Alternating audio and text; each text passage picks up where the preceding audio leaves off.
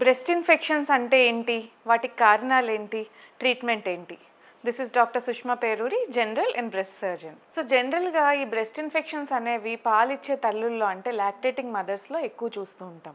So ఎందుకు అంటే ఒక్కొక్కసారి బేబీ సక్కలు చేస్తున్నప్పుడు బేబీ నోట్లో ఉన్న బ్యాక్టీరియా నిపుల్ ద్వారా ఎంటర్ అయ్యి ఇన్ఫెక్షన్ కాజ్ చేయొచ్చు. లేదంటే మన మిల్క్ వచ్చే డక్ట్స్ ఎప్పుడైనా బ్లాక్ అయ్యి అందులో మిల్క్ పేరుకుపోయి పాలగెడ్డల్లో ఫామ్ అయ్యి ఆ పాలగెడ్డల్లో ఇన్ఫెక్షన్ వస్తే కూడా ఈ బ్రెస్ట్ ఇన్ఫెక్షన్స్ అనేవి రావచ్చు. లాక్టేటింగ్ కాకుండా వేరే non lactational breast abscess or breast infections అంటాం. అవి ఎలాంటి వాళ్ళలో వస్తాయంటే ఈ మధ్యకాలంలో నిప్పుల్ పియర్సింగ్ ఇలాంటివి చేయించుకుంటూ ఉంటున్నారు, అలాంటి వాళ్ళకి రావచ్చు. లేదంటే రిట్రాక్టెడ్ నిప్పుల్ అంటాం, అంటే నిప్పుల్ ముందుకి కాకుండా వెనక్కి లాగినట్టు ఉంటుంది కొంతమందికి. ఇమ్యూనిటీ తక్కువ ఉన్న వాళ్ళలో కూడా ఈ బ్రెస్ట్ ఇన్ఫెక్షన్స్ అనేవి ఎక్కువ చూస్తూ ఉంటాం. సో ఈ బ్రెస్ట్ ఇన్ఫెక్షన్స్ ఎలా ప్రెజెంట్ అవుతూ ఉంటారంటే మనకి 2 స్టేజెస్ ఉంటాయి.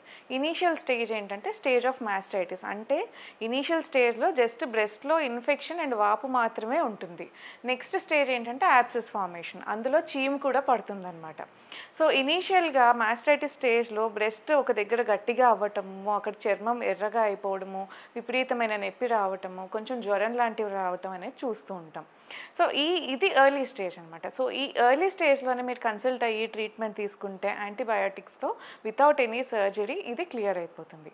నెక్స్ట్ స్టేజ్ ఏంటంటే యాబ్సెస్ ఫార్మేషన్. సో ఎర్లీ స్టేజ్లో ఎప్పుడైతే నెగ్లెక్ట్ చేసి డీలే చేస్తారో ట్రీట్మెంట్కి, అక్కడ లోపల పస్ అనేది చీమ్ అనేది పట్టేస్తుంది బాగా. సో ఈ స్టేజ్లో ఇంక విపరీతమైన నొప్పి, పెద్ద గెడ్డ, బాగా జ్వరంతో వస్తూ ఉంటారు పేషెంట్స్.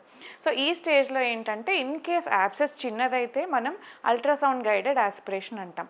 అంటే లోపల పట్టిన చీముని అల్ట్రాసౌండ్ స్కాన్ చేసి దాని గైడెన్స్లో అల్ట్రాసౌండ్ చేసి చూస్తూ ఒక సిరెంజ్ ద్వారా ఆ పస్ని మొత్తం పూర్తిగా తీసేసి యాంటీబయాటిక్స్ పెట్టి వెయిట్ అండ్ వాచ్ చేస్తాం.